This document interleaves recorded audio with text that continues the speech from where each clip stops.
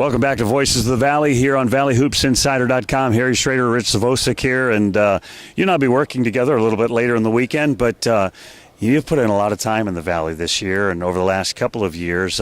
What's it like, life on the road in the Missouri Valley Conference? Oh, it's a labor of love. There's no doubt about it, and it's just great to be part of the Missouri Valley Conference family. And I think different than any other league in the country in that respect, because it truly is a family. You see the exchanges between coaches. They're heated competitions, but at the same time, at the end of the day, they pat each other on the back, they encourage each other, and that's something that's kind of a throwback. I mean, I can remember the stories when I first got into coaching, where you would go to a coach's house the night before a game and have dinner, when you were on the road. And you don't see that anymore, but you do see that tight-knit group within the Valley coaches. It's a little bit of a throwback, almost like in today's basketball, I think of coaches being like CEOs. In the Valley, they're still coaches. They're still, and I'll go one step further, they're still teachers. And that is probably the biggest difference with the MVC as opposed to a lot of leagues is, you got a situation where you see guys for 4 years and you watch them develop over the years from their freshman to their sophomore through their senior year, and that's fun, and it's enjoyable as a broadcaster to see these guys grow and mature, and they're successful on the court, they're successful off the court, and then they become great ambassadors for their universities. Are you like me?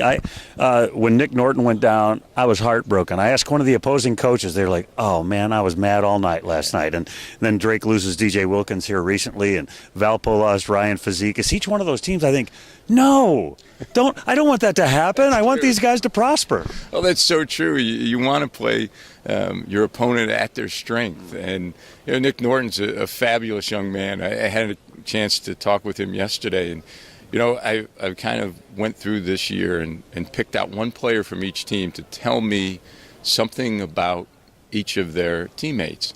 And he was fantastic. I mean, he gave me some insights about his teammates, and they got some guys who are going to be stockbrokers, so it's going to be interesting.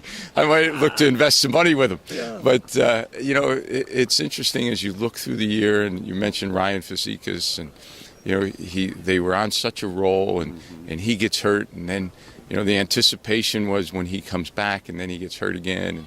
And, but credit to Matt Loddick. I mean, he gets a win yesterday, and they have found a way to battle through the adversity, and that's what life's about. This is Rich Zvosec. I'm Harry Schroeder, Voices of the Valley here on ValleyHoopsInsider.com. This is a one-bid league this year for sure. In other years, we've debated, we've fought, we've hung on for the Valley to get more. And so that makes this tournament uniquely different than some in past seasons. It really is. It's kind of a throwback to the days when there were only 32 teams who got in, and if you didn't win your conference tournament, then you didn't get in. So the battles are heightened, and the obviously the competition is always there, but the intensity level is just ratcheted up another notch. And it's interesting as I talk to people around the country, and they say, the Valley's really struggled. Well, we had a Final Four team last year. I mean, it's not like this is a trend. Right. This is a year where we had some teams who were good in the non-conference, and for whatever reason, some injuries, some just didn't play well, didn't shoot it well. They didn't carry that on to the conference season, but that happens because the one thing that you learn as a coach, and this is my 9th year as a broadcaster in the Missouri Valley, is you can go to the team that's in last place and lose. I mean, there's a lot of leagues where you, as a coach, you say, okay, all right, I got these 4 wins right out the gate. That doesn't happen in the Missouri Valley. The other day I was talking to Porter Moser, and he said, man, Harry, the league race, it's such a grind. I mean, every possession. And he said, and that's why Valley teams succeed in the NCAA tournament, because that's what the tournament is. And a lot of leagues and a lot of teams aren't prepared for the tournament like Valley teams are. That is so true. And you look at the non-conference success that teams have had over the years, and obviously the tournament success. The coaches prepare their teams for each and every opponent, which is not the same. There's a lot of schools that, when you're in non-conference, you're just going to try and play the way you play. And that's, I think, the difference. The preparation level is so high in this league. So Loyola's the number 1 seed, and they were a Final Four team a year ago. So you kind of think they're the favorite in this weekend. But if it's not the Ramblers, who do you like coming out of this tournament? I like Southern Illinois. They've been playing very well. They're a senior-dominated team, and they got a great inside-outside presence. Kavion Pippen, all-conference post player, and then Armand Fletcher, who's can play 1 through 5, and he's playing his best basketball right now. So you've got a team that has experience, a team that's really playing well at the moment. Last question.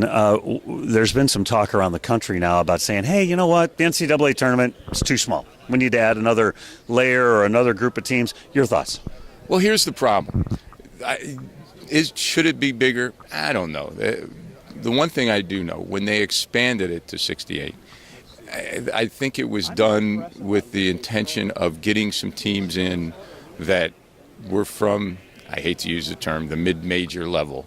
I say different resource conferences, but our friend Mark Adams calls it the do it more with less. Yeah, league. Exactly. But the problem that has become is it's become a situation where the higher resource conferences are trying to lock out the mid-majors. So what you have is you have watered-down teams. I don't want to see a 6-10 conference record team out of the Big Ten or the Big 12 or the ACC. Here's the fallacy. The net rewards team for playing a quadrant 1 team. Well, there's teams that are ranked highly that haven't beat a quadrant 1 team. So who cares if you play them if you don't beat them? So that the whole purpose, I thought, of expanding was to give the guys in the Missouri Valley, in the Southern Conference, a chance who have had great years, win 23, 24, 25 games, have done well in their conference. I've been a proponent for a long time. If you don't have a winning record in your conference, you shouldn't qualify. I've written stories about that. I totally agree. And I'll go one step further. I'll give you maybe a 500 record and include your conference tournament. So maybe you got a team that's 7-8 in their conference, and they win 2 games in the tournament. That means they're playing pretty good right there. Okay, I'll do that, but don't get me started on. I see a 6-10, and I'm going to pick on them. I see a 6-10 Indiana team, and they're talked about being the last 4 in. They should be the last 4 in of CIT or something. I don't even think the CIT. We wouldn't take them in the CIT. I'm on the selection committee there because they got a losing record. So to hear that and hear the national pundits, it's dare I use the word disgrace. I mean, it might be a little bit strong, but that's how passionate I feel about it. Appreciate your time. Listen, you're working every game. Oh, I love it. So I appreciate you taking a few minutes with us. Well, you know what's great? I'm working every game, and at the end of the tournament, I won't have lost one single game. You'll be 9-0. Exactly. That's right. That's Rich Zvosec. I'm Harry Schroeder. Voices of the Valley. We'll be right back.